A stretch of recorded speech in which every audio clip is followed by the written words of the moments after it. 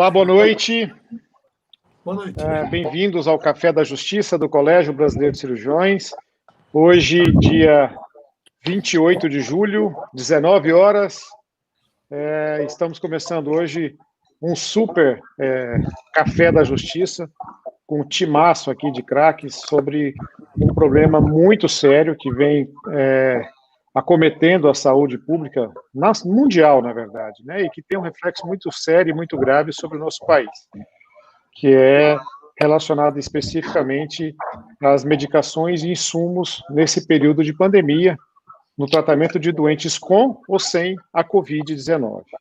Então, hoje nós temos aqui para o debate pessoas de extrema capacidade e, na verdade, de influência, de decisão, né, no cenário da medicina nacional. Nós estamos aqui do meu lado, está o Dr. Luiz Guilherme, que é conselheiro do Conselho Federal de Medicina do Rio de Janeiro, o Dr. Diogo Sampaio, que é o vice-presidente da Associação Médica Brasileira, o Dr. Júlio Braga, que é o nosso conselheiro do Conselho Federal de Medicina da Bahia, do estado da Bahia, o Dr. Renato Miranda, que é o nosso professor associado do Departamento de Cirurgia da Universidade Federal de Goiás, um grande filósofo, um grande médico reflexivo de problemas médicos, e, além do mais, um grande amigo, e o nosso consultor jurídico, assessor jurídico do Colégio Brasileiro de Cirurgiões, o Dr. Antônio Couto, que é o idealizador do projeto, do Café da Justiça, e que vai fazer as suas considerações sobre as implicações legais de toda essa grande celeuma que se criou nesse sentido. Já se foi dito muito que em situações como pandemias, de catástrofes, de tragédias, os extremos se manifestam, né? Então a gente tem as grandes bondades, as pessoas fazendo máscara, doando na rua, doando alimentação, visitando em hospitais, e nós temos os grandes mau caráteres nesse sentido, os grandes aproveitadores da situação, e nesse contexto nós temos que trabalham a saúde pública de uma maneira muito irracional e que expõe, na verdade, toda a população brasileira a uma condição de insegurança, uma situação de incerteza e, na verdade, sucateando ainda mais a saúde pública brasileira, que já se encontra por muito tempo já sendo sucateada em outras formas. Então, nessa situação, nós estamos vivendo um contexto de que, em face às condições de emergência, as situações de urgência, as situações de estado de sítio que são decretadas nos estados, nos municípios, e em determinada situação que o número de doentes necessitando de ventiladores, necessitando de sedações, necessitando de drogas, as drogas sumiram. Então, nesse universo, não só sumiram, como quando apareceram às vezes com um aumento que chegou até 600% no seu valor final de venda em alguns estados. Então, fica a dúvida, né? Será que nós estamos vivendo um superfaturamento de insumos pelos mau caráteres nesse contexto todo, pelos usurpadores desse sistema todo, né, de insumos e de equipamentos? Será que nós estamos tendo falta de matéria-prima nessa condição toda? Será que nós estamos tendo alinhamento de preços ou manipulação de estoques por que quer que seja distribuidores, por laboratórios, o que quer que seja nesse sentido, vendo o momento de ganhar grande volume de dinheiro, né, às vezes até por ser o único fornecedor de uma droga específica? E qual é o impacto disso nas especialidades e nos hospitais brasileiros? Não adianta nada a gente estar pronto para uma flexibilização, pronto para a retomada das cirurgias eletivas, se a gente não tem insumo, se a gente não tem medicação, e quando tem, a gente não consegue comprar. Então, esse é um grande problema e esse é o fruto do nosso debate hoje. Então, é uma condição muito séria, que tem uma implicação direta sobre a medicina brasileira em todas as áreas, em todas as especialidades. Então, eu queria começar o debate passando a bola aqui para uma das pessoas que está estudando muito isso no Conselho Federal de Medicina, está fazendo uma análise muito profunda, está debatendo, está indo atrás do assunto, que é o Dr. Júlio Braga, que é do Conselho Federal de Medicina da Bahia, e que ele fizesse as suas considerações, as suas observações, né, qual que é a sua reflexão sobre esse problema. Júlio, por favor. Muito obrigado, viu, pela sua presença. Muito obrigado, boa noite a todos. Eu sou, além de conselheiro federal, estou também no Conselho Regional de Medicina do Estado da Bahia, e vendo as questões com características locais e nacionais e internacionais, por que não dizer. Estamos vendo aí em alguns momentos, né, a politização, né, da crise, e essa é uma dessas situações, parecendo a gente ver manchetes, às vezes, sensacionalistas, de que vai faltar medicamento, vai faltar recursos, vai faltar EPIs, e a gente sabe que isso é uma coisa que está faltando no mundo inteiro. A primeira coisa é chamar atenção. A gente viu falar de falta de equipamento, de medicamentos para sedação, em terapia intensiva, anestesia, é uma coisa talvez mais dramática e mais pontual, mais exemplar, a possibilidade de um paciente ficar entubado, não é, no UTI sem a sedação necessária, e isso é uma coisa dramática, mas é uma coisa que, infelizmente, aconteceu no mundo todo. Houve aqui e ali falha de fornecimento, aumento de custos.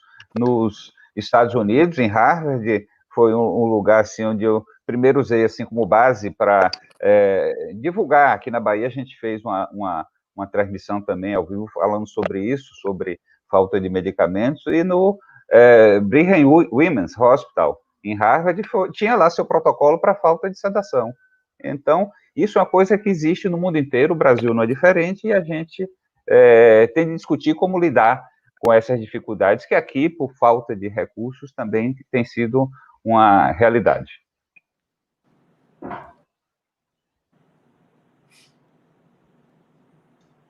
Diogo, a Associação Médica Brasileira vem lutando, vem atuando muito, né, muito ativa nesse processo, nessa situação da pandemia, e vocês estão de frente, na linha de frente de atuação sobre isso. O que está sendo feito, qual que está sendo a visão ou o papel da Associação Médica hoje brasileira diante desse cenário, dessa situação nacional que a gente está vivendo?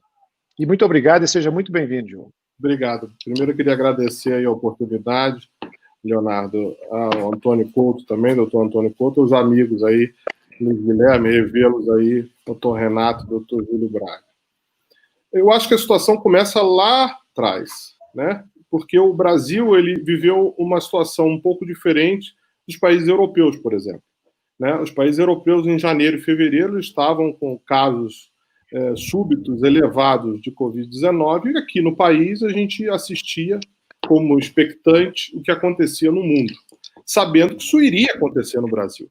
E por conta disso, em fevereiro ainda desse ano, preocupados com a possibilidade de falta de médios, de materiais e medicamentos, a MB falou, bom, qual o material imprescindível para uma pandemia como essa? Os EPIs. Por isso nós lançamos uma campanha de EPIs no iniciozinho de março, que mostrou aí, vocês viram na grande imprensa, a falta de EPIs no Brasil inteiro, né, de todos os tipos, mais de 3.800 denúncias, e a preocupação nossa também de materiais e medicamentos. O problema atual é que assim, eu já fui a vários debates com relação a isso, com o Ministério Público, na comissão externa da Câmara dos Deputados, com laboratórios, com sociedade de especialidades, e os próprios laboratórios, as justificativas são diversas. Uns dizem que o problema está na distribuição, que não tem problema na produção, outros dizem que o problema está na produção ou na importação, mas o fato é que, na ponta, falta no país inteiro. Né? Pontualmente, um ou outro medicamento, né? Principalmente os relaxantes musculares, mas faltam hipnóticos, faltam antibióticos, né? E a preocupação é que comece a faltar agora materiais. Né? A gente não pode esquecer dos materiais. Como disse o Júlio, isso aconteceu no mundo inteiro. Agora, o Brasil, com 2 meses de delay, né, com o mundo, poderia ter se preparado um pouco melhor com relação a esse déficit de materiais e medicamentos. Né? A gente não viu aí uma estratégia efetiva naquele início, né, março, abril, para que a gente tentasse chegar um pouco melhor do que a gente está hoje. Porque hoje, se você olhar a pesquisa, por exemplo, que foi feita da ANAP, né, dos hospitais privados, com o CONAS e com o CONASEMS, mais de 1.500 estabelecimentos de saúde, falta tudo em todos os lugares. Né? A média de falta aí de atracúrio, de midazolam, de rocurone, succinilmetona é de 70%. Esse é o relato dessa pesquisa. Né? E o que está sendo feito que a MB tem tentado acompanhar? Primeiro, no Ministério Público de Contas, não sei se vocês viram, saiu início da semana passada, o procurador Lucas Furtado, do Ministério Público de Contas, cobrou ao plenário do TCU que tomasse uma atitude com relação a essas faltas de medicamento dos gestores, né? Que no final, na ponta, no Sistema Único de Saúde brasileiro, a responsabilidade é deles. A segunda coisa são os ministérios públicos federais. A gente tem debatido uma forma de tentar criar alguma metodologia para tentar conseguir esses medicamentos, né? E cobrar dos laboratórios, porque essa questão que você levantou, Leonardo, do sobrepreço, né, abusivo, existe uma Câmara de Regulação disso, né? Existe aqui a CEMED, que é a Câmara de Regulação de Preços, que fica ligada à Anvisa. Existe uma tabela de preço máximo desses medicamentos. Eu vou dar um exemplo, por exemplo, succinilmetônio, que custava R$8, tem distribuidor cobrando R$120 por uma ampola, né? Enquanto no CEMED o valor máximo é de R$40. Isso daí não tem outro nome do que ser um desrespeito à população brasileira, porque no final das contas, quem não vai ter o medicamento é o paciente que está em estado grave. Nós estamos falando de medicamentos para uso em estado grave, para difícil ventilação, e a gente sabe como acontece, ventilação em prona e tudo mais nesses pacientes. Então, o que na última reunião que eu participei, o Ministério da Saúde tentou fazer? Uma compra centralizada, né? Então, foi criado um sistema de compra de preços em que todas as unidades da federação aderiram a esse sistema de compras. Aliás, o pregão acabou ontem, às 5 da tarde, eu não sei o resultado, se conseguiu adquirir todas as medicações. E outra coisa que eu conversei com o assessor lá do Ministério, o Alessandro, era a respeito que eles estão fazendo requisições de medicamentos. Então, eles chegam no laboratório, pegam um determinado lote, por exemplo, a última requisição, se não me engano, foram 250 mil ampolas de Rocurone, e vão fazer a distribuição, né? Isso daí é o que a gente está acompanhando do que os gestores estão fazendo. Agora, de fato, na ponta, o que nós, a MB, temos recebido aqui de denúncias de médicos é que, na ponta, continua faltando. Todas essas ações, que aí eu reitero, volto a dizer, poderia ter sido melhor organizado lá no início, né, estão nos levando a faltas importantes em todos os estados da federação de medicamentos. E aí nós não estamos falando só de Covid-19, né? Porque nós estamos há um semestre sem atender a população, doenças como oncológicas, cardíacas, né, pediátricas e tudo mais, e agora a gente quer retomar, em muitas áreas, o atendimento, e você não tem medicamentos básicos para se fazer um procedimento cirúrgico, né? E aí, como é que fica? Quer dizer, você tem o problema do paciente Covid, mas você tem o problema do paciente também eletivo, mas que está aguardando ali sua cirurgia oncológica, e agora ele não consegue fazer o procedimento porque não tem medicamento. Quer dizer, é uma situação muito grave, pior ainda para a gente, que está na ponta, que tem que fazer alguma coisa sem ter o medicamento, né? Muitas vezes sem ter EPI adequado, e fica nessa situação aí totalmente descontrolada, e o médico, mais uma vez, e a população sofre com isso. Então, eu acho que é uma situação muito grave, que a gente tem que tomar muito cuidado. A gente precisa olhar isso a todo momento, para que a gente saia rapidamente desse fato, porque a gente vê que o problema não é só na produção, o problema acaba acontecendo também na distribuição e na importação. Eu vou te dar um exemplo, não sei se eu estou falando demais, mas o Ministério da Saúde, por exemplo, tentou importar agora medicamentos do Uruguai, né? Só conseguiu importar do Uruguai, por conta da dificuldade de fiscalização, de falta de mão de obra. O próprio isolamento social dificulta até a distribuição de saúde, né? A gente viu, por exemplo, que em um determinado momento, principalmente lá abril e maio, você tinha, às vezes, produtos no laboratório, mas a distribuição que era feita por malha aérea, que é feita em voos comerciais comuns, não acontecia porque não tinha os voos.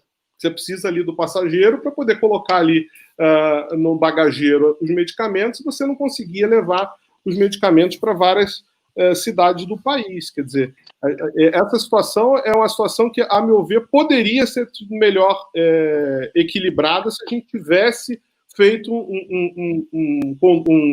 programa de contingenciamento lá em fevereiro, quando a gente via acontecer lá na Lombardia a grave situação desses pacientes e da falta de insumos e de EPIs.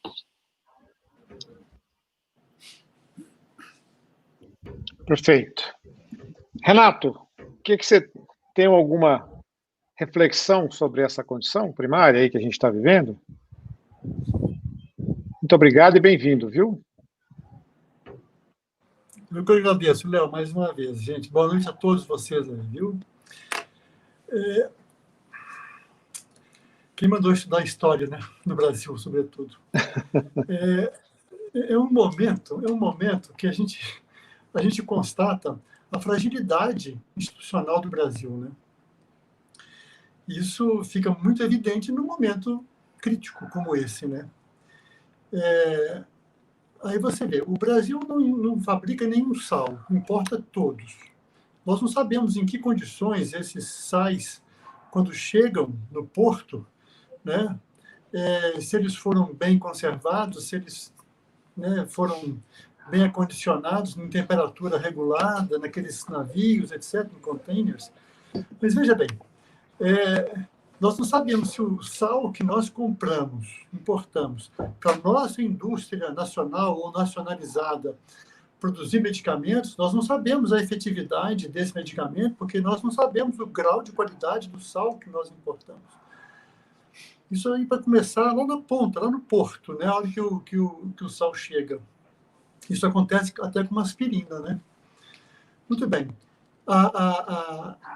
A fragilidade, ela vai perfazendo todos esses caminhos que os colegas já colocaram aí, e aí você vê que realmente existem entraves que são globais, não é? Existe uma outra questão aí que, apesar de nós termos uma agência reguladora, né, de preços, inclusive, né, que é um braço da Anvisa, você fica realmente na lei de mercado, né? Bem-vindos ao liberalismo econômico, né? Falta produto, o preço sobe. Isso aí é aritmética econômica liberal básica. Ah, mas é comida. Daí, né? Como diria o nosso presidente, né? Mas é medicamento, e daí?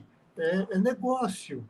E olha só como é que a gente começa, então, a querer discutir o estado máximo, o estado mínimo, só em livre iniciativa. Olha que interessante isso. E essa discussão vai cair em cima de um país que não tem uma instituição ou instituições que sejam sólidas, né, críveis. Nós não temos isso. Então, a gente há de imaginar que tudo aquilo de ruim, né, vamos dizer assim, nesse momento, possa acontecer num país, vai acontecer no Brasil com louvor. Com louvor. Aí a nossa fragilidade institucional, ela está posta à vista agora, né? À vista. As vísceras das nossas instituições estão à vista. Isso é muito grave, eu acho, né? E olha só, quando eu falei que o problema de estudar história, né? Nós temos uma tradição histórica que é calcada num coronelismo, num latifúndio, né, numa economia baseada em escravatura. Quer dizer, tudo muito particular no Brasil, né? E aí você vê que não existe senso de coletivo, não existe senso de cidadania, né? Você vai andar na rua, você vê pessoas deliberadamente, não são pessoas pobres, vê pessoas deliberadamente andando sem máscara. É efetiva, não é? Não sei, mas está sendo uma orientação andar de máscara na rua. Se ele não está preocupado em pegar uma doença, eu não quero que ele me transmita essa doença, não é? Então, olha só como é que o nosso povo, né? Não são só os coronéis, né, antigos, não. Nós temos milhares de coronéis, né, esparramados na nossa sociedade. Então, você vê isso acontecer. E não era para acontecer isso, né? Não era para acontecer isso no Brasil. Nós tivemos tempo de nos preparar e não nos preparamos, né? Perdemos o ministro da Saúde com 1 mês de pandemia, o segundo ficou mais 30 dias, sei lá.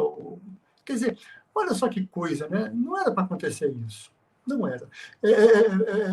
Parecido também com o que se passa nos Estados Unidos, para não falar só mal do Brasil, né?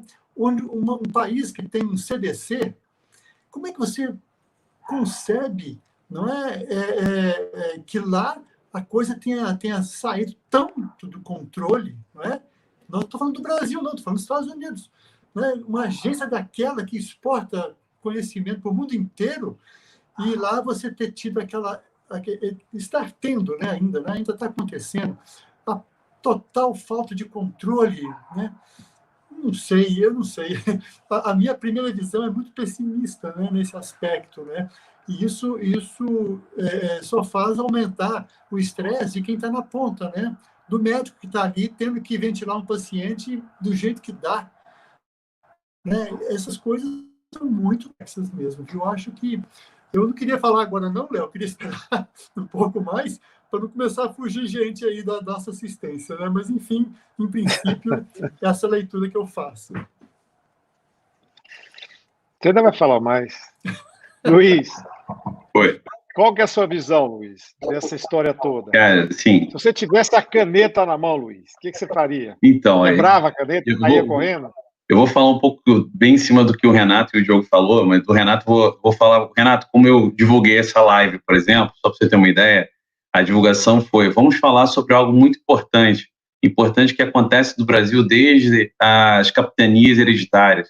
Então, eu acho que isso aí eu resumi muito o que você falou. Então, o que acontece hoje e só piorou? Um problema da gente é de gestão, sempre foi. E sempre através de uma terceirização, uma quarteirização de gestão, onde você criou-se leis, onde essas leis, em tese, seriam para cercear e melhorar o controle dessa gestão, só que elas são utilizadas a favor de quem, vamos dizer, rouba. É assim que é feito hoje. O Diogo falou muito bem em relação de como funciona. Por exemplo, vou dar um exemplo aqui do Rio de Janeiro. No Rio de Janeiro nós tivemos aqui os hospitais de campanha com dinheiro, foram em torno de 300 milhões para uma empresa e não abriu esses hospitais, pessoas morreram, algumas tiveram dificuldade de ter acesso, isso foi só a ponta do iceberg, isso não é nada. Como bem o Diogo falou, nós tivemos a sorte de termos tempo para que nós pudéssemos, vamos dizer, nos ajustar, e nós não tivemos essa inteligência administrativa a nível Brasil inteiro.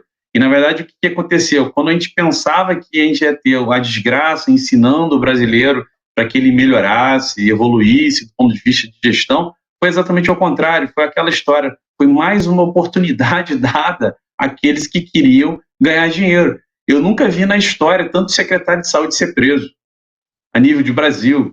É uma coisa que a gente pode fazer até um trabalho estatístico com um P bem significativo e vamos botar numa revista de alto índice de estudos, porque é algo absurdo.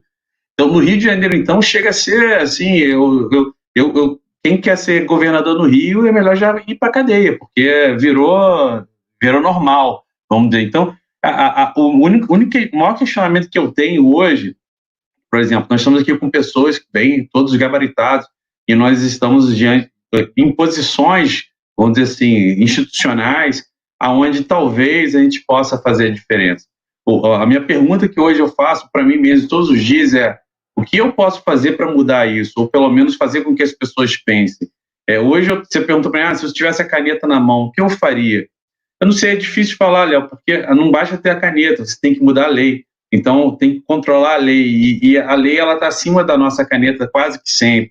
E o que eu faria, talvez, é escraçar isso de uma forma bem mais clara em relação ao que acontece. Eu proporia, talvez, um grupo de trabalho entre CFM e AMB, onde esse grupo de trabalho eu colocaria uma gestão pública e privada comparativamente e demonstrar para o judiciário, que é quem manda realmente nisso tudo, no final das contas, demonstrar que essas ações civis públicas, elas são muito ruins. Você demonstra lá que o cara, por exemplo, ele roubou tanto, não aplicou tanto, e aí vai uma indenização X ou retorna tal dinheiro os cofres públicos e nada acontece.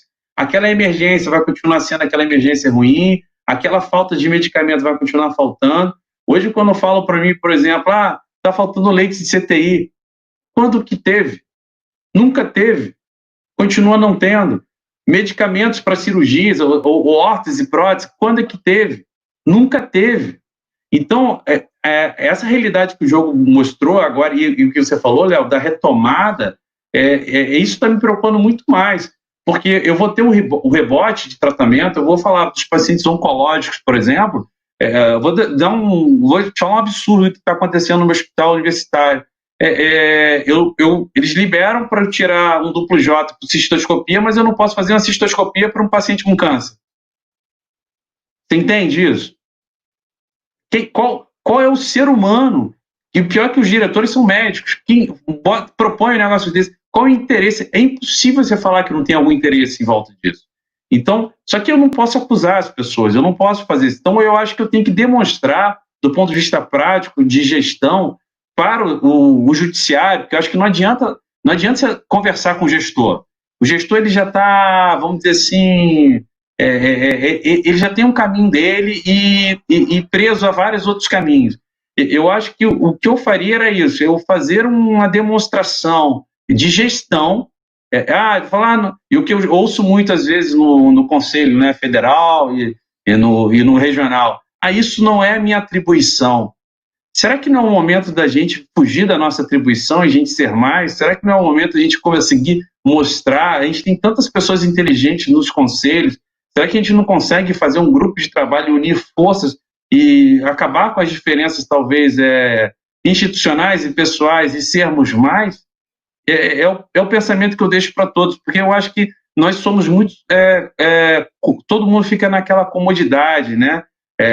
De falar que é difícil, não vão mudar, e você, como bem me conhece, Léo, eu não creio muito nisso, mas o caminho não vai ser fácil, eu acho que nós vamos ter coisas piores ainda por vir, eu acho que vai morrer muito mais gente de câncer e doenças cardiovasculares do que a própria o Covid, em relação à falta de insumo, de tratamento, de acessibilidade.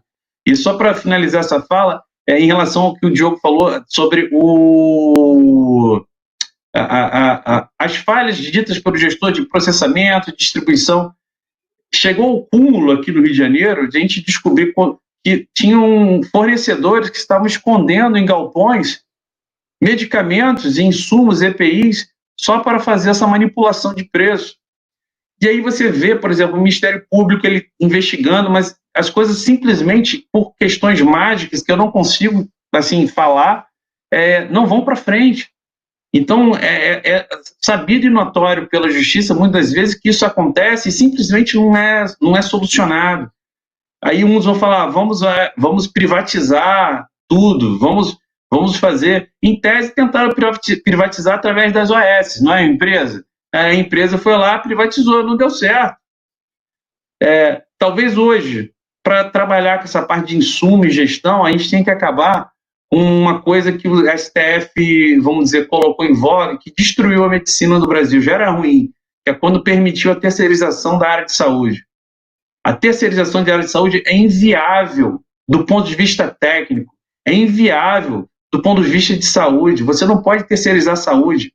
Saúde é um bem natural onde você tem que ser muito bem gerido. E quando você terceiriza, e na verdade eu não estou nem falando de terceirização, hoje o Estado brasileiro de direito ele está quarteirizando e quintarizando a saúde.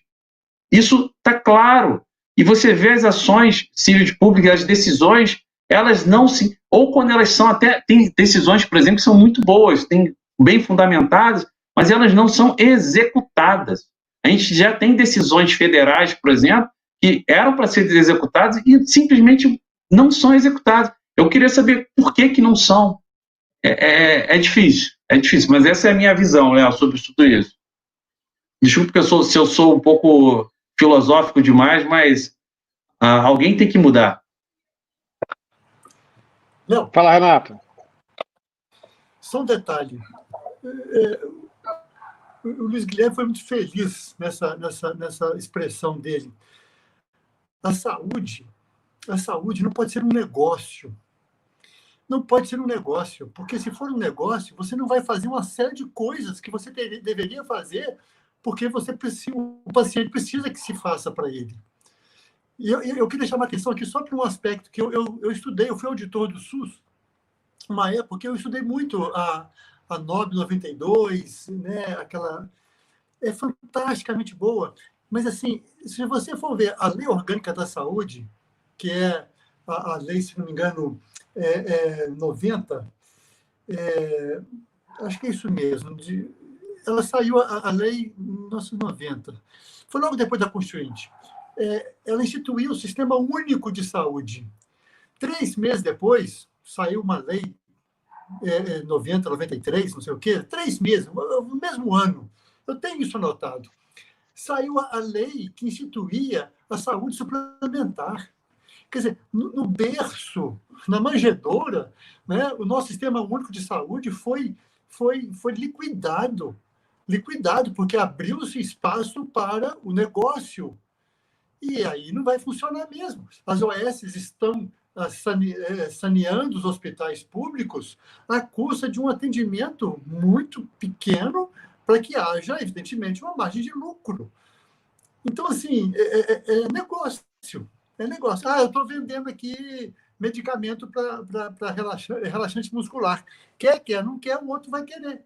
Né? Nós vimos nos Estados Unidos, por exemplo, comprar uma série de respiradores que tinham sido encomendados pelo ministro Mandetta na época, né? Porque eles pagaram mais. Negócio. Enfim. Júlio.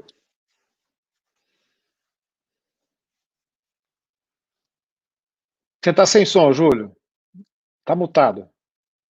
Pronto, desculpa. Beleza. Deixei aqui para evitar interferência. Mas, assim, só discordar de uma temática geral, a questão do comércio, do capitalismo, do mercado no sistema de saúde. Eu acho que tem problemas que o capitalismo puro não resolve, mas os maiores problemas são de questão ética nesse momento. Questão de gestão, questão de bom direcionamento dos recursos, porque essa questão de falta de insumos é o capitalismo que está resolvendo aí também, da mesma forma que aumenta a produção, aumenta a oferta, não é? Se você controlar preço, daqui a pouco ninguém vai querer produzir aquele medicamento, aquele insumo, ninguém vai querer trazer de avião, porque a tabela, não é, de remuneração não é suficiente. Então, nesse aspecto aí, a gente tem de ter bom senso de que essa situação aí de demanda versus oferta, isso vai se resolvendo pelo capitalismo. Agora, aí vem a questão da mão do Estado, né, muitas vezes atrapalhando, né, aquela mãozinha pesada em que não são feitas, às vezes, as licitações, as compras, a coisa com abertura. Na verdade, a gente tem aí essa possibilidade de fazer compras em massa, isso aí precisava ter havido, como o Diogo chamou, maior organização, e o Estado usar seu peso econômico, não é nem político, de confiscar, de obrigar, mas o peso econômico, fazer essa grande licitação que está sendo feita aí agora, com mais de R$1 bilhão, e aí forçar mesmo, eu quero comprar R$1 bilhão de medicamentos, e ontem eu não sei o resultado final, já recebi mensagem aqui de que teria sido comprado pelo menos 40% do material tinha tido sucesso, que é uma grande coisa. Aí o Estado todo se uniu aí em volta do mecanismo de poder, de representação, estados, a maioria das prefeituras de capitais e o governo federal, para fazer um grande pregão para tentar quebrar essa questão de, aí sim, ilegal, imoral, quer fazer um truste aí das grandes empresas, né, cartelizando, e nesse aspecto aí eu acho que temos de lidar com essas características aí, e EPIs, por exemplo, eu acho que por conta disso, de aumento de produção, a gente já está conseguindo melhorar, e eu acho que a questão da regulamentação deve ser feita aí com moderação, para evitar também que a gente venha inibir, né, os produtores de produzir medicamentos, alternativas, e resolver essa questão. E, principalmente, investigação, né, e polícia para os malfeitores aí que estão se aproveitando da situação. Perfeito. Couto, deixa eu pôr você na jogada aqui. Até vou pôr a pergunta do Alex Souza, que é um colega, que é um advogado, da Couto Advogados. Ele está colocando que a gente está na linha de frente, que nós vamos ser responsabilizados no futuro. Então, nós estamos falando de tanta coisa, de corrupção, nós estamos falando de superfaturamento de medicamento, de falta de medicamento, falta de insumo, falta de tudo, na verdade. O que não falta é o médico lá na frente pronto para atender e apanhando, na verdade, né? Então, nessa falta, os médicos eles improvisam, eles não vão deixar de atender. E como é que faz isso, Couto? Você vai para um médico, às vezes um jovem médico, egresso recente da faculdade, lá num pronto-socorro, numa terapia intensiva, para fazer assistência a esse paciente, mas aí já está mais regulamentado, mas já está mais regulado isso, mas tem muitos locais ainda que tem deficiência de EPI, a começar pela sua proteção. Sendo um vírus respiratório, nós precisamos de uma armadura, né, que é máscara, 95, óculos e parará, e macacão e tudo. Às vezes não tem. E ele, por altruísmo, às vezes por uma questão de amor até a própria profissão, ele se expõe a essa situação. Tá bom, ele vai lá e atende, mas ele não consegue uma droga para fazer uma intubação naquele momento de um doente que precisa ser relaxado, de um doente que precisa ser sedado e não consegue, aquele doente vai a óbito, e vai outro a óbito, e vai um terceiro, e por aí vai. Então, essa exposição médica aí que a gente está na linha de frente, Couto, e o futuro disso, porque as demandas não vão vir agora, as demandas vão vir para frente, né? A gente vai, o seu escritório aí vai começar a ser cutucado, o escritório da MB e o escritório do CFM, eles são atualmente muito solicitados, porque a gente está ali para poder apagar o fogo. Mas uma vez que o incêndio aconteceu, na verdade, para frente, o que sobrar para os médicos vão vir mais para frente. Então, as demandas futuras é que vão vir, né, em face a essa dificuldade de atendimento e a falta de medicamento. O que fazer, Couto, numa situação dessa, frente a uma condição dessa? Eu estou lá no pronto-socorro, o que eu faço? Eu recuso o atendimento, eu encaminho o doente, eu grito, eu choro, eu esperneio, o que eu vou fazer? O que você recomendaria? Você tem aí o contato, o Colégio Brasileiro de Cirurgiões tem você como a referência nossa de consultor jurídico, você tem um telefone 24 horas por dia, 7 dias por semana da Couto Associados, que dá assistência aos membros do Colégio Brasileiro de Cirurgiões para dar a demanda inicial. Vamos pensar que eu estou lá no pronto-socorro e te ligo no seu celular, sábado à noite, 1h45 da manhã. A pizza chegou, não deu nem para mim comer, já esfriou, estou lá e está um monte de doente chegando, e não tem relaxante muscular, não tem sedativo. O que você me orienta? Fala, Léo, o que você faz? Sai correndo? Põe uma máscara, veste de Homem-Aranha e sai correndo na rua e ninguém vai te ver que você era médico, o que era? O que eu faço, Couto? Ô, Léo, você está falando em atendimento e ambiente hospitalar, eu começo a pensar na válvula que eu troquei, nas duas safenas, na mamária, aí... E assim que tão feliz fui, não é? Mas vamos conversar um pouco. Primeiro, assim, agradecer aos convidados, aos que já são habituê aqui conosco, doutor Luiz, doutor Renato. Falar com o nosso Salvador Jonatas, que quando o Renato falou, eu não ouvi, ficou mudo. Isso ele está me trazendo um dever de casa, porque eu vou ter que ouvir a live novamente, não é? Para ver, não consegui ouvir tua voz, Renato, mas será um prazer ouvi-lo com calma. Doutor Júlio e doutor Diogo, sejam muito bem-vindos. Eu queria só dizer para vocês o seguinte, independente de serem pessoas que têm o domínio não só do mistério, mas quanto uma função pública e uma função de decisão, nesse espaço aqui, a proposta, os que já estão aqui pela segunda ou pela terceira vez já conhecem, a proposta aqui nós falamos de justiça. Nós não falamos de direito. E é diferente. Para o advogado, direito é uma coisa e justiça é outra. E aí, para falar de direito no Brasil, nós vamos falar das nossas leis. E aí vamos responder um pouco ao doutor Luiz Guilherme, um jovem com essa pujança, com essa energia que nos dá orgulho, e é da nossa terra, né? Nossa terra também tem coisa boa, né? Então, eu queria dizer o seguinte, as nossas leis, e temos mais de 1 milhão, elas são casuístas e paternalistas. Nós não sabemos fazer lei por conta do nosso grau civilizatório. Sabe a historinha do cigarro do Gerson lá atrás, os mais velhos sabem? Eu gosto de levar vantagem em tudo. a gente gosta de levar vantagem em tudo, né? E, não obstante as boas colocações do Dr. Júlio, que ele chama atenção para um dado de realidade, que as coisas são feitas, ele diz, conseguiram comprar 40% de 1 bilhão. Não é pouco, não é, doutor Júlio? Já é um bom caminho, né? Mas o ideal é que nós tivéssemos conseguido comprar as verdades. Então, a proposta do nosso Café da Justiça é que a gente possa lidar com as verdades com calma. Viu, Diogo? Aqui a gente pode tratar do que seria o ideal, do que seria... Não filosofou o Luiz ao trazer a realidade do que espera um jovem para a pujança do país de amanhã, não. Não filosofou, não. Apenas o nosso grau civilizatório é pequeno. Primeiro, temos que conviver com uma Constituição, e aí vão responder a pergunta lá do Alex, temos que conviver com uma Constituição que traz uma obrigação do Estado em prestar serviço de saúde, mas, ao mesmo tempo, é um negócio onde podemos ganhar dinheiro. Desculpem a brincadeira, como é que se dorme com um barulho desse? E, às vezes, alguém ainda quer trazer uma escola alienígena. Olha como fazem na Finlândia, olha como fazem na Suécia. Não tem grau de comparação, meu querido. Não tem. Proporções continentais, centralização demográfica nos litorais, né?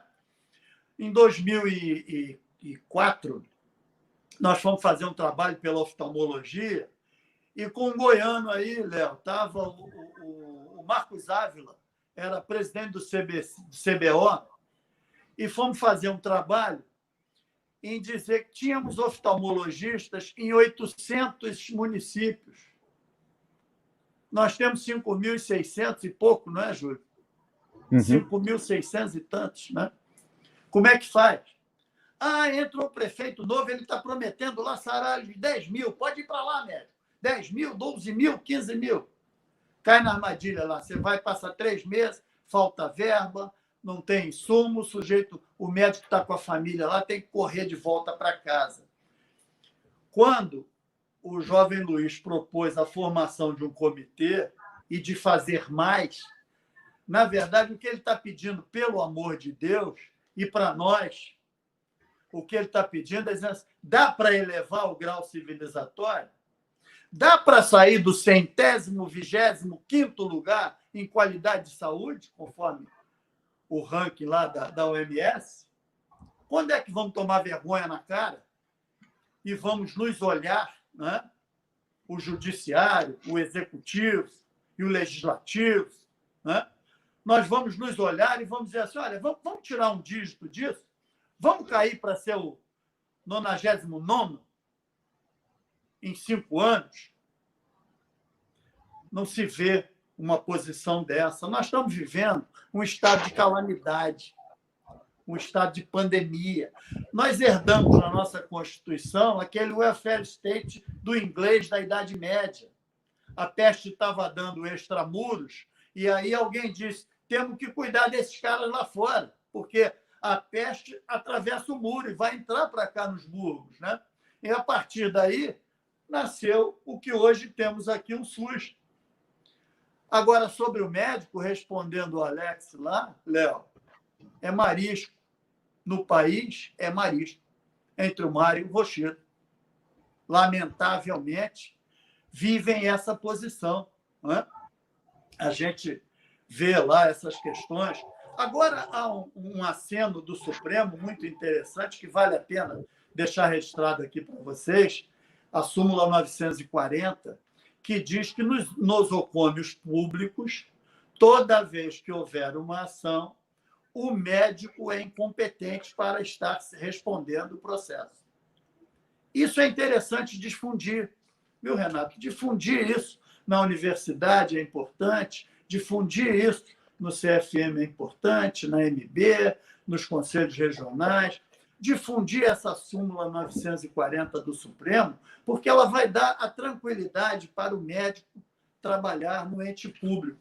Mas, lamentavelmente, o que eu me permito trazer esse sonho para dentro do Café da Justiça do CBC é essa, assim, que tal uma proposta nacional de, em época de calamidade, nós atingirmos o 99º lugar em classificação em saúde. Isso quer dizer roubar menos, superfaturar, não superfaturar, não é? Ter honestidade, pelo menos em épocas... Olha, uma questão pandêmica aqui, como disse o Luiz aí, nós temos 3 aqui no estado que vão fechar sem ter sido utilizado. E é como está dizendo, elege um governador e bota direto em cana. Como é que é isso?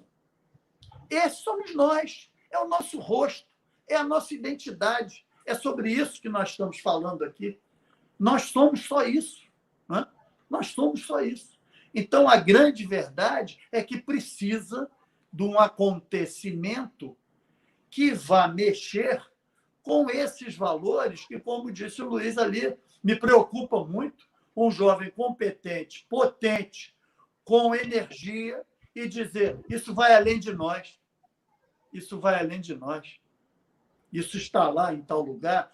Não está no judiciário, não. Está no judiciário, está no legislativo e está no executivo. É preciso que a gente tenha consciência do nosso lugar. 125º lugar em saúde é uma vergonha. E o médico vai pagar na frente. O preço dos erros dessa pandemia vai pagar com a indústria das indenizações, com a avalanche de processo. Vai pagar sim. É uma contribuição ruim, não quero ficar nessa fala feia, porque minha idade e o meu otimismo não permite que a gente fique nessa fala feia. Obrigado por estar aqui com vocês, mas o nosso problema é grau civilizatório. Esse é o nome. Valeu, Couto. Obrigado. Luiz, você quer fazer uma pergunta? Você levantou aí? Não, na verdade, assim, primeiro, rapidinho, falar sobre o que o Alex falou. Ele falou que os profissionais da linha de frente serão muito responsabilizados no futuro, em razão dessa estrutura deficiente. Alex, na verdade, sua fala está um pouquinho deturpada. Na verdade, sempre foi responsável. Continua responsável e, na verdade, só está piorando. Então, nunca deixou de ser. Por exemplo, o Diogo, que é um cara que está sempre na linha de frente, vendo as pessoas no final, ele vê o quanto o cara lá da ponta é o cara que mais sofre. É o cara que ele é responsabilizado. Nós que estamos nos conselhos, como eu falei, eu tive quase 2 anos dentro da corregedoria, eu via muito dessas culpas tão decorrentes dessa falta de estrutura, de insumo. E aí vai para quem? Não vai para o Estado. Ela vai para o médico, a culpa. Obviamente eu estou falando de uma culpa ética, mas em alguns casos isso gera um processo civil também, né? E o que mais me preocupa ainda às vezes é que já tem gente falando até em processo criminal.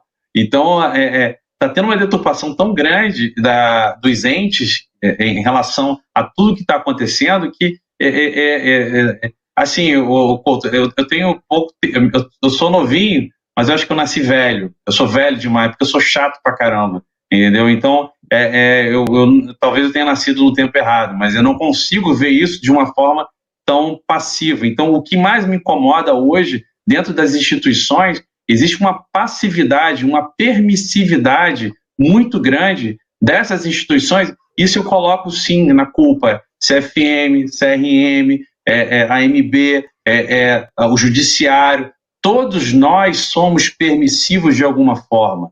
Só que, muitas das vezes, as pessoas ficam com vergonha de demonstrar essa permissividade no sentido de que você sente vergonha. Não. Quando eu vejo uma permissividade de alguma instituição e eu falo, as pessoas levam isso para o pessoal. E, na verdade, não é para isso. É para, olha, vamos mudar, vamos melhorar, vamos mostrar. E ou se acaba com isso dentro dessas instituições, que é onde vai começar um movimento para mudança, ou nós vamos continuar no mesmo. Isso não vai mudar. Agora, mudando só um pouquinho de assunto, que outro falou de uma coisa, que isso é uma questão que eu particularmente penso muito sobre isso, já levei pancada em algumas reuniões por conta do que eu vou falar, mas eu não tenho vergonha do que eu vou falar não, porque eu acho que talvez seja algo que, do ponto de vista cultural e dentro daquilo que o Renato falou, a civilidade, por exemplo, foi colocado na Constituição que saúde, o Estado tem que prover ela na sua integralidade. Será que não foi esse nosso maior erro? Será que não é esse o erro que nós temos que, na origem, consertar? Como mudar isso? Então, do ponto de vista, eu vou falar de matemática simples. É impossível uma nação prover saúde na integralidade para os seus habitantes. É matemático. É matemático. Ou eu faço isso com direitos e deveres, ou simplesmente eu estou fadado sempre a não sair do lugar e sempre piorar. Porque a nossa população brasileira, infelizmente, não querendo colocar culpa na população, pelo amor de Deus, mas é isso também que é deturpado dessa fala, porque quando a gente fala sobre isso, as pessoas entendem, nossa, você está querendo botar culpa na população, ela que é o culpado. Não, todos nós somos culpados, todos nós temos nossa parcela. A população, ela tem que ter seus direitos e tem que ter seus deveres. Como é que eu, por exemplo, vou prover saúde se aquela pessoa que quer saúde, ela mesma não cuida dela mesma? Ela não tem princípios básicos. E aí entra o erro do Estado, onde a gente começa a falar de insumos médicos, hospitalares, só quando a gente tem que falar do básico, saneamento básico, habitação e educação. É isso. Então o Estado, ele tem que estar ali para isso. E o resto é consequência de quê? Da educação, que vai trazer uma produtividade e vai fazer com que aquela sociedade evolua e ela não fique doente. E eu vou começar a promover saúde. Então a conversa tem que ser muito mais ampla do que somente você jogar para frente a gestão final, da ponto final. E aí que a gente precisa, talvez, debater e levar isso para frente, e isso de uma forma muito mais ampla.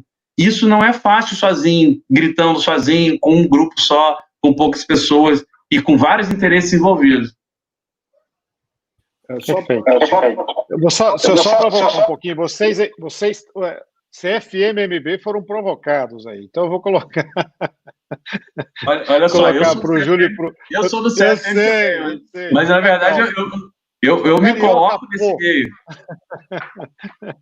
Diogo, dentro desse cenário que a gente viu aí, que do ponto de vista de atividade, de perspectiva futura, qual que é o cenário que você vislumbra lá na frente? Qual que é o horizonte que você está vendo lá na frente? Você, como vice-presidente da Associação Médica Brasileira, você vê algum horizonte assim de perspectivas para, nossa, isso dá para fazer uma limonada de toda essa confusão aí, a gente consegue fazer um bypass e mudar alguma coisa. O que você consegue tirar disso, Diogo? Não, eu acho que você entrou no que eu ia dizer. Né?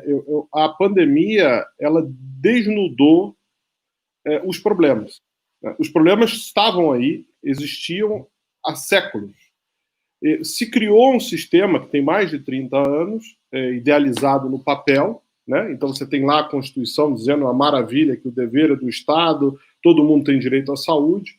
A Lei 8080, aí citada pelo professor Renato, de 1990, que cria o Sistema Único de Saúde, mas na prática, a gente tem que pensar na prática. O sistema, ele ajudou, ele funciona, mas ele precisa melhorar. Ele precisa melhorar muito, e a gente precisa ter a coragem de debater esse sistema. Por que eu falo isso? Porque se a gente olhar na prática, em números, vamos dizer, você pega o Tribunal de Contas da União, 75% da população usa o SUS, 25% usa a saúde suplementar, que é a privada. Desses 75%, o que é gasto, segundo o Tribunal de Contas da União, em saúde, então soma aí município, estado e o governo federal, dão mais ou menos 500 bilhões de reais para 75% da população, 150 milhões de habitantes. Para os outros, um quarto, se gasta 450 bilhões. Mesmo que você inclua aí lucro das empresas e tudo mais, o que mostra que o gasto per capita no SUS é menor. O financiamento para esse sistema é menor. Aí você fala assim, não, vamos botar mais dinheiro do Estado, vamos imprimir dinheiro, né? Vou estar nessa moda agora, né? Vamos gastar. Não tem dinheiro para isso tudo. Não tem dinheiro para isso tudo. E quando você vê na prática do sistema, quem é que faz o grande atendimento de média e alta complexidade? São os hospitais filantrópicos, não é a rede própria do SUS. 70% do atendimento de alta complexidade no país é feito pelos hospitais filantrópicos, que não são hospitais públicos, são hospitais privados conveniados ao SUS e muitas vezes tem convênio com a iniciativa privada. Quando a gente fala em média complexidade, 40% são feitos por esses hospitais. E aí quando a gente pega o núcleo, o cerne do público, a gente vê a quantidade imensa de corrupção em todo o país. E a corrupção não só para roubar dinheiro para o indivíduo, né, para o gestor. E aí é o que o Luiz falou, a gente começa a se acostumar, tive governador preso, tive secretário preso, mais um secretário, como se fosse normal, como fosse parte normal da vida, do cotidiano do brasileiro. E não é. Só que você também tem o outro lado, da esperteza. Né? Vou dar um exemplo. Até 8 de abril, o Ministério da Saúde fazia pagamento para leito de UTI R$ 810 para leito ocupado. Então, se eu tinha 10 leitos e eu tive 9 pacientes, é 9 vezes 810. A partir de 8 de abril, o Ministério falou o seguinte, precisamos de leito de UTI. Vamos duplicar o valor. Se esse leito for para Covid, vai ser 1.600, e nós vamos pagar independentemente de ter ou não paciente. O que aconteceu lá na ponta? O que o Luiz disse. Um monte de hospital de campanha com UTI sem ninguém lá dentro. Por que não tem ninguém lá dentro? Para arrumar um jeitinho para poder ganhar dinheiro do governo federal, para conseguir pagar a corrupção, os entes e tudo mais dos setores do município ou do estado. Então, esse cerne, isso tudo acontece porque precisa de aprimoramento do sistema de saúde. Se a gente não tiver a coragem, isso é coragem, porque toda vez que a gente fala alguma coisa do SUS, parece que o SUS é perfeito e não tem defeito. Né? Não, tem que ter coragem de debater esse sistema e ver até onde ele pode ir, como ele pode ir e como a gente implementar ações que impeçam a corrupção. Porque a corrupção não começou agora, não. A corrupção acontece diariamente nesses últimos 32 anos.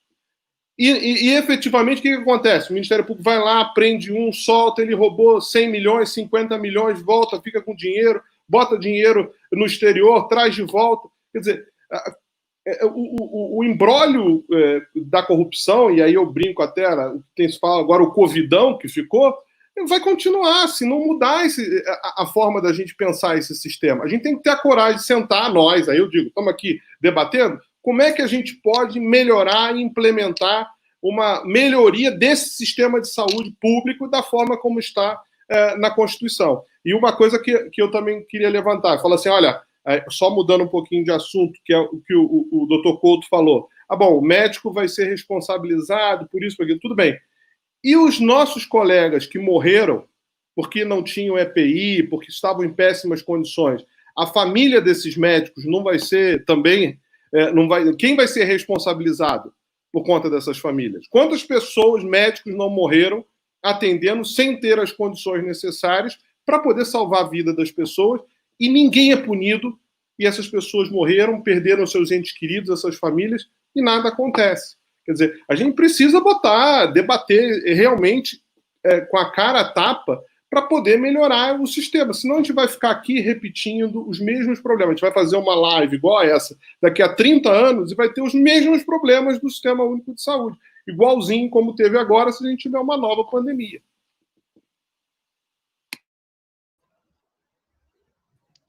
Júlio, o que você pensa desse contexto todo das nossas instituições, nesse momento agora?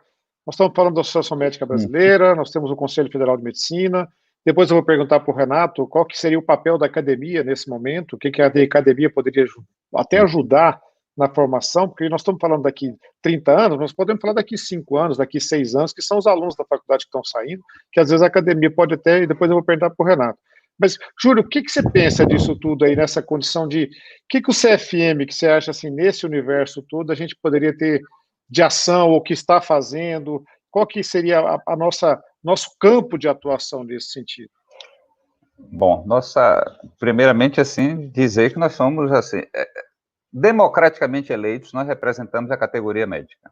Então, nós somos uma representação com voto, com voz, e por isso, assim, nós temos de ser ouvidos. Diferente de outras instituições, e aí uma em particular, Conselho Nacional de Saúde, que eu critico muito a forma de seleção dos membros, que nenhum é eleito diretamente pela população e de uma forma duvidosa, estão lá querendo representar e ser um órgão tão importante na saúde nacional. Então, isso eu acho que é bom salientar que nós representamos e temos aí essa representatividade a nosso favor para na hora de falar com as instituições.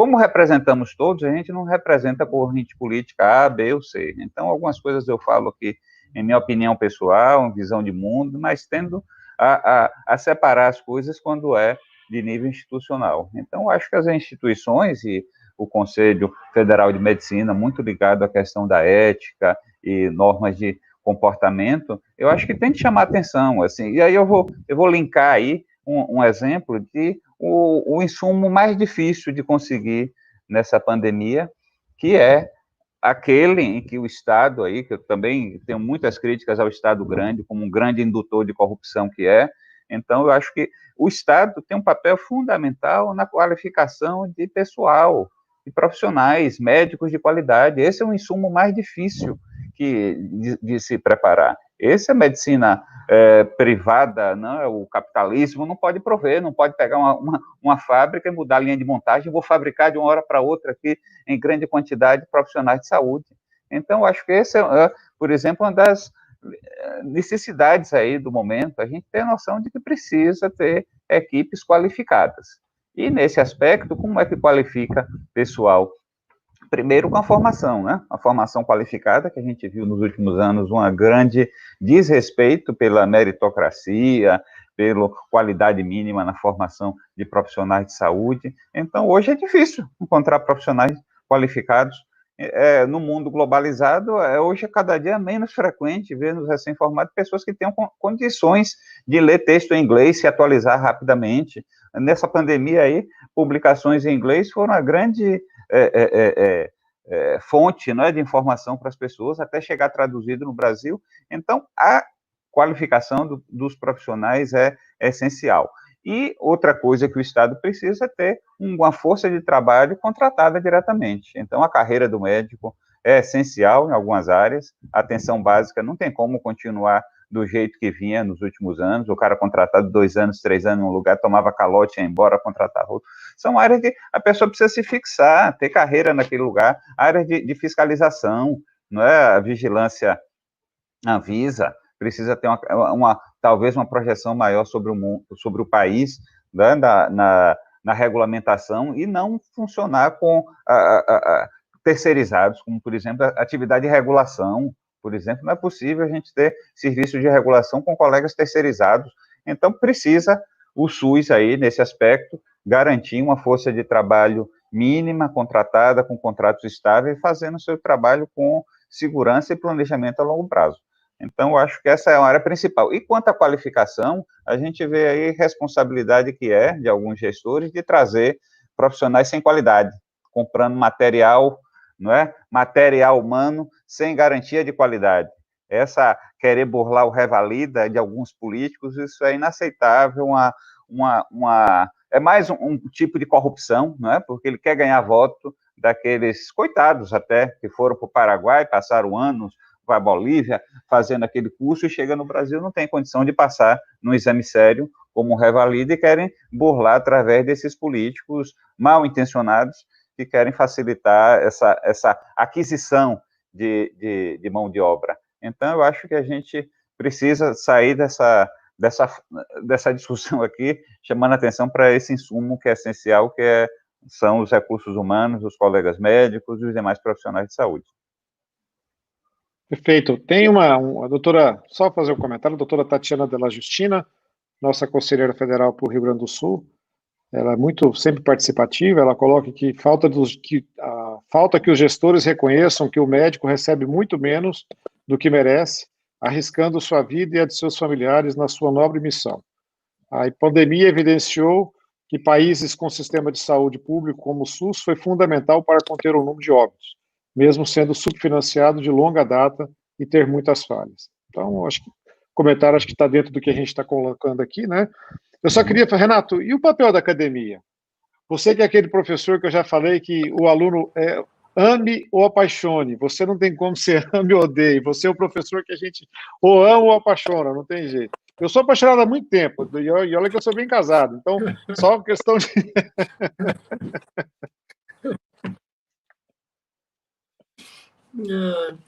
Olha, eu vou dizer uma coisa aqui. É interessante, assim, eu fico vendo o meu movimento, né, profissional. Eu me formei em 1983.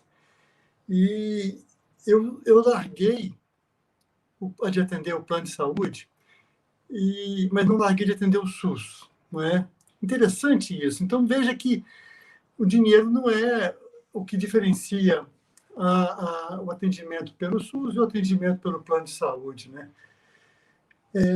Como também eu não vejo razão para se fazer uma medicina tão precariamente pelo médico, pelo gestor, por todo mundo, né? No SUS, e fazer um volume para que se compense a má remuneração. E é uma coisa que a gente vê também no plano de saúde, né? Profissionais atendendo grandes volumes para poder ter um retorno financeiro que ele acha que é melhor para ele, mas em detrimento do atendimento que fica ruim, né? Sem contar as falcatruas que mesmo os médicos fazem, né, para burlar o plano de saúde, em vez de sair, então, não, eles tentam contornar algumas coisas e aquilo que a gente enxerga no político, no gestor, a corrupção, papapá, o médico é um subconjunto da mesma sociedade, né? Então você vê esses vícios acontecendo nos próprios médicos, né? Não é à toa que eu também já fui auditor de plano de saúde e você vê coisas acontecerem que não deveriam acontecer, né? Numa população que é de nível superior, né? Que enfim, comeu proteína quanto cedo para chegar onde chegou, papapá. Não era para acontecer isso. Então, assim, nós estamos falando de insumos aí, né?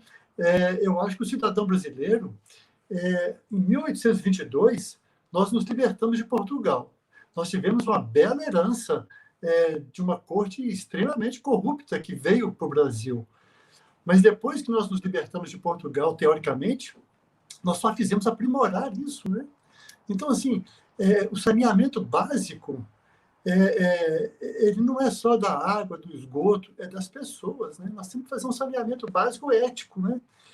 E não faltam exemplos, não faltam escolas para isso, né? Na escola você debate isso, na academia você debate isso. Nós temos uma instituição chamada Conselho Federal de Medicina, onde isso é debatido todos os dias, né? Então, assim, não é falta de informação, não é falta de conhecimento, é falta de atitude, é falta de postura, não é? Eu, quando fui atender o ambulatório do SUS aqui, por exemplo, né, me colocaram que eu deveria atender 15 pessoas. Eu falei, mas não vou atender 15 pessoas, vou atender 5 pessoas, porque eu não vou conseguir atender o sexto de maneira adequada. E ali eu não quero nem saber quanto que eu estou ganhando, mas, assim, humanamente não é possível se atender uma sexta pessoa com os cuidados que as pessoas precisam, né? Com a atenção que elas precisam. Então, assim, eu continuo sendo um voraz defensor do SUS. Acho que o SUS ele é uma oportunidade de colocar cidadania, coisa que nós nunca experimentamos, a não ser quando a gente viaja para um país melhor que o nosso. Aí você experimenta a cidadania. Quando você volta, você vê que você perdeu a cidadania, né? Você não tem, né? Então, assim, é um problema cultural, é um problema estrutural, é um problema sério que nós vivemos quando nós falamos das pessoas, né? O Brasil, o melhor do Brasil é o brasileiro, o pior também, né? Nós estamos falando de pessoas, não? Então, assim, eu tento fazer na academia a aproximação dos alunos para as humanidades, porque é isso que tem que ser discutido tanto quanto uma formação técnica, né? Tanto quanto. Então, assim, e eles são sensíveis a isso. É que, às vezes, acho que talvez o professor não queira tocar nisso, porque não possa, a conjuntura é muito ruim. A conjuntura para ensinar medicina hoje no Brasil é muito hostil. É muito hostil. E, assim, não adianta você fugir para a iniciativa privada nesse aspecto, que talvez fique mais hostil ainda, né? Eu não admito a gente aprender medicina sem dissecar um cadáver humano. Eu sou da velha guarda. Olha, mas medicina é estudar o ser humano, né? Você tem que estudar o corpo humano, você tem que estudar o comportamento humano, você tem que estudar tudo que diz respeito ao homem, né? Então, são coisas que a gente não consegue entender, né? Não há como. Então, assim, eu acho que o SUS falta, sim, sustentação econômica para ele, falta financiamento. O erro começou lá no berço. A Lei 8080 criou o Sistema Único de Saúde, e a Lei 8083, né, agora eu lembrei de /90, criou a saúde suplementar. Olha, por que não ter o sistema público e ter o sistema privado só? Esse arremedo de medicina privada, que é o plano de saúde, isso, para mim, é uma coisa que não responde, na minha opinião, ao atendimento médico adequado. Onde o médico vai fazer volume também, porque não é lá essas coisas. Exige-se um atendimento como se fosse particular e não paga como se fosse particular. Então, assim, é aquela coisa que não... E cheio de entraves, cheio de dificuldades, porque senão a instituição não lucra. Então, eu acho que tem coisas que a gente vai ter que discutir, sim, e uma delas é a real necessidade ou existência de plano de saúde. Né? Foi criado, não foi para aprimorar a saúde brasileira, não. Foi criado para atender a algumas corporações. Eu não tenho a menor dúvida disso. Né? Então, assim, a minha ideia na academia... Ainda ontem eu tive uma aula virtual com meus alunos e nós discutimos isso. E quem colocou essa questão não fui eu, foram eles, alunos de segundo, terceiro ano. Então, eles já estão atinando para esse despropósito. Né? Então, assim, o dinheiro é um só, são 500 milhões, bilhões, não sei, né? O Diego falou isso aí, Diogo, desculpe, né, Diogo? Falou sobre essas cifras, são astronômicas, né? Mas você vê que alguma coisa, a divisão tem que haver, né? Já que existem dois sistemas para eu fomentar, para eu alimentar de dinheiro, poxa, mas espera aí, eu estou tirando daqui para colocar ali, não é? E a gente sabe que vai faltar, sim, e vai faltar em coisas do dia a dia. Não é uma pandemia só que faz faltar as coisas para o SUS, é o dia a dia. Né? Você tem que se desdobrar para fazer uma série de adaptações por falta de recursos, né? Que não era para existir. Essa falta de recursos não era para existir. Então, assim, eu vejo que a academia ela tem que tocar nessas coisas, sim. E eu, pelo menos, eu tenho tentado fazer isso, sabe? Agora, isso, evidentemente, exige... disposição, né? Disponibilidade para se colocar isso na academia, né? Para fortalecer a pessoa do médico, sem querer falar, jogar pedra nas minhas instituições, CFM, CRM, AMB, etc. Não, né? São amigas. Mas, assim, a força do médico está muito mais na pessoa do médico que se impõe e deve se impor com autonomia, com retidão, né, com conhecimento, com atitude ética, do que pelo coletivo. O coletivo realmente faz pouco no dia a dia por nós. Muito pouco. Quando surgiu o SUS, que criaram ou tentaram criar a isonomia salarial entre o pessoal do sistema federal, do nível estadual e do nível municipal. O profissional do INAMPS ganhava muito bem. O da prefeitura municipal ganhava uma merreca. O Estado pagava mais ou menos, aquela coisa. Então, todo mundo queria equiparar com quem? Com o federal. Nunca aconteceu isso, nunca. E eu fui em várias reuniões de sindicato na época, né, e não adiantou nada. Então, assim, é só para a gente entender que eu acho que a gente tem que investir na pessoa do médico. Eu acho que isso aí talvez seja o papel fundamental da academia, né? E não, a academia não é só a escola. Eu acho que o CFM é uma academia, a AMB é uma academia, sabe? O Colégio Brasileiro de Cirurgiões é uma academia, né? Sem dúvida. Então, assim, mas nós temos que colocar os olhos, né, diretamente onde a vista tem que apontar. Né? Então, falar de corrupção, se a gente não investir na pessoa, nós não vamos nunca acabar com a corrupção, porque ela vai se perpetuar. Nós estamos fazendo isso tão bem, de 1822 para cá. Então, a corrupção não começou há 30 anos, ela começou há 500 anos. Né? Então, é mais sério. O investimento tem que ser feito aí sim. Né? Muitas escolas privadas aceitam o aluno que vem de fora para poder legalizar o diploma dele, então ele faz o último ano. Quer dizer, não resolve. Isso não resolve. Você vai fazer um contorno na lei, né? Não revalida, enfim. É isso, meus caros. Perfeito. Obrigado. Nós passamos aqui já 15 minutos da nossa live. Eu acho que a gente podia discutir isso aqui por muito tempo. Aqui não tem pano para manga para muito tempo ainda. Mas eu acho que preparem para cada um falar aí uns 5 minutinhos, uma mensagem para casa, uma mensagem de esperança ou de desesperança. Se for desesperança, vocês me falem que eu vou mutar o meu microfone, porque eu já estou cansado um pouco. Mas que seja mensagem de esperança para todo mundo. Está aqui o C. Júnior Lemon, eu não sei, está abreviado o nome dele. O professor Renato fez uma excelente colocação. Estamos diariamente sendo forçados a realizar adaptações às técnicas para solucionar problemas dos pacientes devido à falta de insumos do dia a dia. Então, o Renato está pagando bem, né? Tem o fã-clube dele oficial, que já faz todo o marketing dele. Mas, assim, o que eu vejo, assim, a minha opinião é uma opinião de quem está... Eu estou só um observador aqui, mas, na verdade, eu só estou aqui para bater palma e aprender. Estou só anotando aqui no caderninho tudo que vocês estão falando aqui.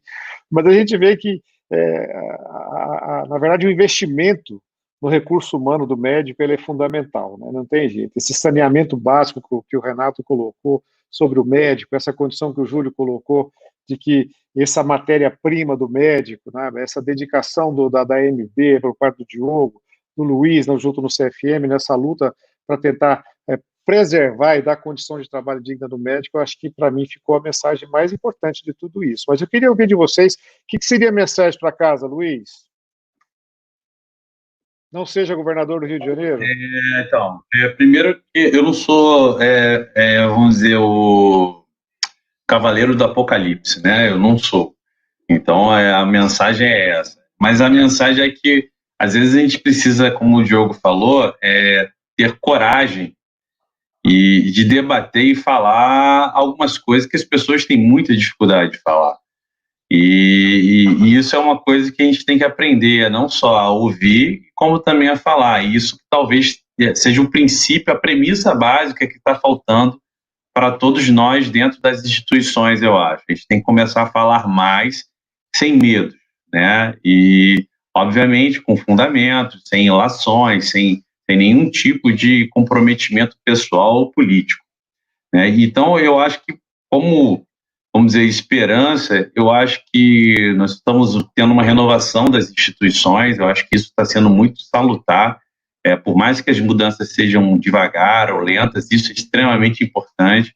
Eu acho que nós vamos ter uma nova oportunidade dada por Deus para que a gente se reinvente, né? Então, essa reinvenção, ela foi dada, as pessoas ficam pedindo assim, meu Deus, me ajude, é aquela história, você está se afogando, Deus mandou um barco, mandou um navio, mandou passarinho, e aí você morreu e fala, Deus, você não me ajudou? Então, eu acho que a gente está vivendo basicamente isso do ponto de vista desse planeta aqui. Então, foi dada uma oportunidade de nós nos reinventarmos como pessoas, nos reinventarmos como profissionais e como sociedade. E isso é uma coisa que está passando e eu estou percebendo que as pessoas não estão percebendo. E isso é muito ruim, né? Então, eu acho que eu daria um passo a mais na nossa fala, eu daria um passo a mais nas nossas atitudes, obviamente sabendo que nós teríamos preço a pagar e a receber por isso. Acho que não tem ônus e bônus em tudo aquilo que a gente faz. E quanto mais assintoso nós fazemos, mais ações nós fazemos, mais sujeitos a erros também estamos. Mas acho que quando nós estamos calcados com pessoas inteligentes, dispostas e não, eu não vou falar nem só bem intencionados, porque eu não gosto dessa palavra bem intencionado, porque já deu para perceber que na civilização o bem intencionado não deu muito certo.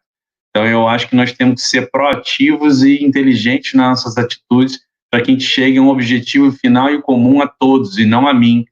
Então eu acho que nós estamos precisando acabar com o eu nas instituições, a gente tem que acabar com um papo político de que nós temos que ter somente um grupo de pessoas mandando.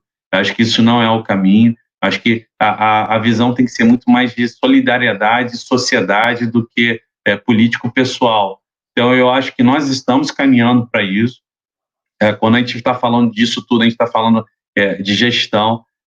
Eu ainda acho que esse grupo de trabalho que eu propus no início seria interessante, de colocar isso em prática e colocar isso na mão do judiciário, junto ao Ministério Público do Trabalho, junto ao Ministério Público Federal. Por quê? Porque são as pessoas que efetivamente vão nos ajudar a colocar em prática o que já tem na lei. E, obviamente, tentar mudar a lei. Por exemplo, foi falado, o médico hoje é o herói. Nós somos os heróis insalubres, né? Que trabalhamos num meio insalubre sem direito a nada.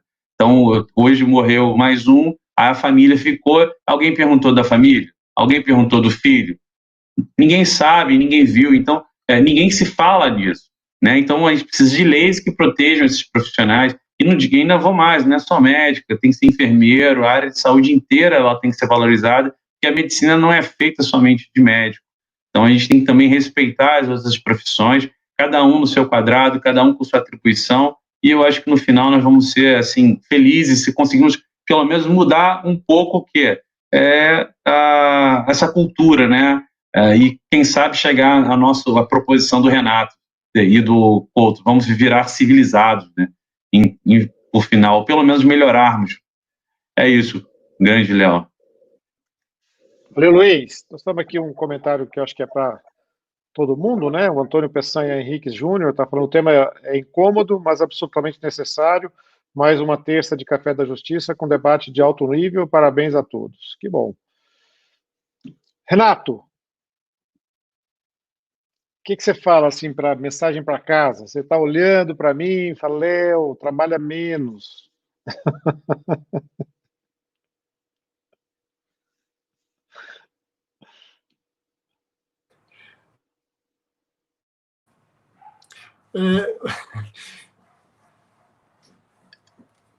Tirar leite de pedra, né, Léo? Tirar leite de pedra, né? Assim,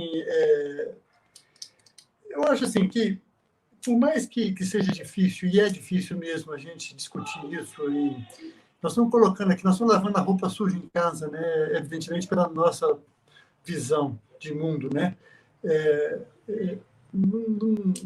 Não podemos parar de acreditar mesmo, não, sabe? E eu acho que é impressionante. Eu estou vendo mais coisas acontecerem. Eu sou muito grato aos meus mestres, sou muito grato a todos aqueles que me ajudaram a ser o médico que eu sou hoje. Eu fui construído por mim e por eles, sem dúvida alguma. Mas eu também sou construído por aqueles que eu ensino, né? Por incrível que pareça, ou que possa parecer, né? Então, assim, mas eu vejo, é lógico que isso é uma sucessão, mas eu vejo os mais jovens terem mais ousadia, terem mais visão contextualizada do que propriamente eu e os meus mestres, né? Isso é muito legal, porque a esperança não vai sair de mim, a esperança vai sair dos mais jovens do que eu, né? Eu estou vendo aqui, talvez o doutor Antônio Couto, né, esteja mais ou menos pareado em idade comigo, mas vocês todos são mais jovens. E olha que interessante, né? Então, não estou falando só dos meus alunos, não, que eu estou vendo excelentes perspectivas brotarem da percepção de mundo deles, né? Mas vocês, né? Olha que movimento que vocês estão fazendo, né? Assim, que pujança. Isso é muito bacana. Isso é esperança, né? Você vê que, apesar do contexto ser hostil, e é feio, mas olha só quantos exemplos aqui nós estamos vendo, né? Pelo menos 4 aqui mais jovens que estão realmente enxergando e querendo e com pujança para fazer isso. Tem que haver espaço para o jovem, né? Essa talvez seja a minha conclusão mais preciosa, né? Eu já tinha percebido isso a partir dos alunos, mas assim, não são só eles, né? Então você vê coisas brotarem das pessoas mais jovens, e isso é muito legal. Isso é muito legal. Como é legal também, olha só, eu vou falar uma coisa aqui que aparentemente não tem nada a ver, mas tem. Eu estava vendo agora na televisão, um noticiário na televisão da Universidade Federal. Tem umas coisas que só aparecem em televisão, talvez, né, sem fins, mas enfim. Mas uma comunidade na Cidade de Deus, né, a Cidade de Deus é uma favelona, né, enfim, o pessoal lá retomando um espaço público, chama Tenda Jacó do Bandolim. Olha que legal, um lugar que estava abandonado, um grupo de pessoas da comunidade fez um projeto para retomar esse espaço público de arte, né? Olha que coisa bacana, né? Então, assim, você vê brotar de tudo quanto é lado, de onde você talvez menos esperasse, né? Dentro de uma visão elitista, né? Meritocrática, elitista das coisas, das pessoas, você vê brotar soluções que às vezes a gente não conseguiu enxergar e não teve a coragem de fazer acontecer, né? Então, assim, eu acho que a esperança maior e o poder maior não está em eu que estou falando, está em quem está assistindo, né? E muitos são jovens, como vocês aí dessa plateia que está falando, né? Desse pessoal que está falando por mensagem, ou vocês que estão apresentando, né? Cada um de nós aqui, mas vocês que são mais jovens do que eu fico feliz com isso, né? Então, acho que hoje eu vou dormir tranquilo. Obrigado. Obrigado a você, Renato. Doutor Júlio.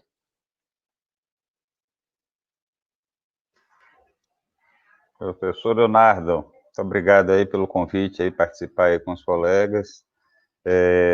Bom, a gente está aqui à disposição aí, continuamos aí nessa luta aí. A gente aprendeu uma coisa, né? A comunicação em redes sociais e dessa forma de comunicação aproxima muito mais as pessoas.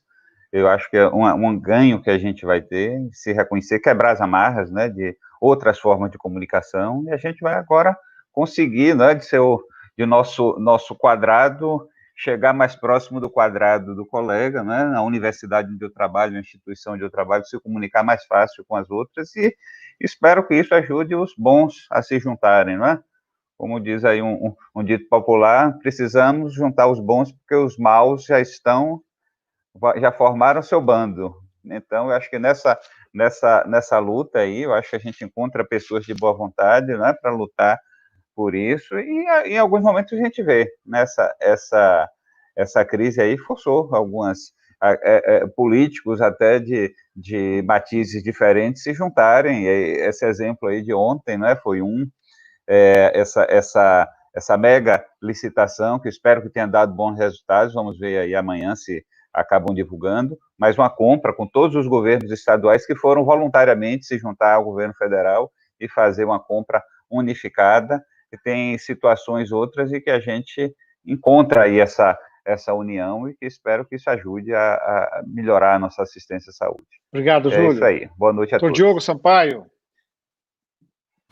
Bom, primeiro eu quero agradecer enormemente o convite, Léo. Obrigado aí pelo espaço, obrigado, doutor Couto. Uma felicidade aí conversar com o Júlio, com o Luiz, com o professor Renato. Eu sou muito otimista. Eu acho que a gente vai sair muito melhor do que a gente entrou depois do que a gente passou nessa pandemia. Se a gente olhar um passado recente, o médico estava colocado de lado na sociedade, né? Era tratado como fosse o causador de todos os problemas da saúde da população. E hoje a gente vê a pesquisa do CFM que mostra que é o profissional em que a população mais confia, na frente do professor, do bombeiro. E eu tenho uma esperança de que a gente vai sair com posições melhores dentro do Sistema Único de Saúde, a gente vai sair com regulações melhores do dinheiro público. Foi visto que a enxurrada de bilhões de reais colocadas sem dificuldade do controle do sistema gera a corrupção, por conta de tudo que a gente debateu aqui, do histórico do brasileiro, a cultura, a oportunidade, a questão do dinheiro não ser seu, nem o negócio ser seu. Parece que o dinheiro saiu da árvore e não tem dono, e o dinheiro é de todos nós. A questão da importância da formação médica, das escolas médicas, que a gente viu aí a abertura aí desenfreada nesses últimos anos, sem hospital universitário, sem condição, em Goiás aí então, Leonardo vai dizer, abertura de escolas que não tem a menor capacidade de ser uma escola médica. essa questão da revalidação de diplomas, que, na realidade, foi uma questão política, era uma forma de fugir do debate, né? Você fugia do debate da responsabilidade, dizendo que se resolve tudo, trazendo um médico de fora que não se avalia, né? Que criam subterfúgios por questões de voto. Quer dizer, eu acho que isso tudo vai trazer uma reação, vai trazer uma grande mudança da sociedade. A sociedade brasileira ela só evolui. Eu sou bem otimista. Eu acho que a esperança é sonhar acordado, né? Como dizia Aristóteles. Então, eu sonho acordado de que a gente vai sair muito melhor do que a gente entrou. E eu tenho certeza que, como eu brinquei lá atrás, que daqui a 30 anos a gente estaria fazendo um live como esse lá, debatendo esses assuntos. E eu acho que a gente vai estar numa situação muito melhor do sistema de saúde do que a gente está hoje. E agradecer aí, obrigado pela oportunidade. Eu vou passar para o Couto encerrar, mas antes eu queria agradecer a todos, agradecer ao Dr. Júlio Braga, conselheiro do Conselho Federal de Medicina pelo Estado da Bahia, Dr. Luiz Guilherme, conselheiro do Conselho Federal de Medicina pelo Estado do Rio de Janeiro, ao Dr. Professor Renato de Mello, da Universidade Federal de Goiás, meu vizinho, meu amigo, meu consultor para qualquer hora do dia e da noite. Um grande abraço. E agradecer ao Diogo por ter prontamente sido atendido aí a solicitação, a tudo. E eu acho que essa aproximação que o Guilherme colocou aí, da gente, CFM, AMB aí para o futuro, é uma coisa que a gente precisa batalhar muito. E mandar um abraço aí para o meu bom amigo, que passou 2 vezes aí no fundo, eu vi ele passando. Manda um abração para ele está aí, eu vi que ele Léo, deixa eu falar aqui, eu ia comentar isso, falei, pô, o Bonamigo é na minha cama, né? Outra reunião, você tem uma reunião. Eu conheço bem essa peça, falei, olha o Bona ali, olha o Bona ali. Foi tomando um abraço para ele aí, viu? Obrigado, Couto. Encerra aí, toda a casa é toda sua. Então, na verdade, por mais de 2 décadas, eu estava entendendo que ser advogado e defender médico, eu estava fazendo papel. Mas isso foi pouco,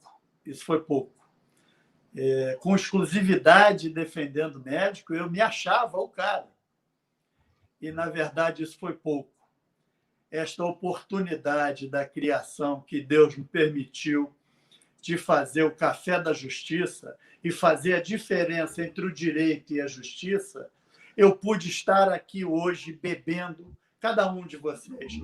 Renato, usando a expressão do Léo, eu fiz um bypass. A minha mulher, Miriam, trouxe o celular dela e eu passei a te ouvir, porque eu não estava conseguindo ouvir você. E na parte final, eu estava ouvindo você, fiquei muito feliz. E quando eu vejo jovem que eu me referi, não foi tanto na idade, não, viu, Luiz? Jovem que eu me referi foi na pujança, na potência, na energia. A sua força energética é muito jovem. Você traz coisas que aquecem o coração meu, do Renato e da turma que está um pouco mais para frente, um pouquinho mais adiantada. E queria dizer assim, há 1 ano e 1 mês atrás, há 1 ano e 2 meses atrás, eu conheci um sujeito que me tratou muito bem, me recebeu muito bem na terra dele, né? Que hoje é esse meu querido irmão, amado, e que tanto tem me ajudado e tem trazido tanta pujança para esse Café da Justiça, que é esse cara aí. Deixa eu ver, esse cara aqui é o Léo. Então, assim, dentro disso, eu quero dizer o seguinte, Luiz, para o grupo de trabalho, se precisar de um faxineiro ou um velhinho com uma vassoura para somar esforços, eu, com felicidade na alma, vou estar junto. Aqui, a ideia do café é trazer intimidade entre direito e justiça. E quando chegarmos perto da justiça, nós vamos estar, pelo menos, com 2 dígitos no ranking da OMS lá. Uma boa noite a todos, meu carinho, meu respeito e muito obrigado por estarem conosco. Obrigado e até a próxima. Boa noite a todos. Prazer. Boa noite, obrigado.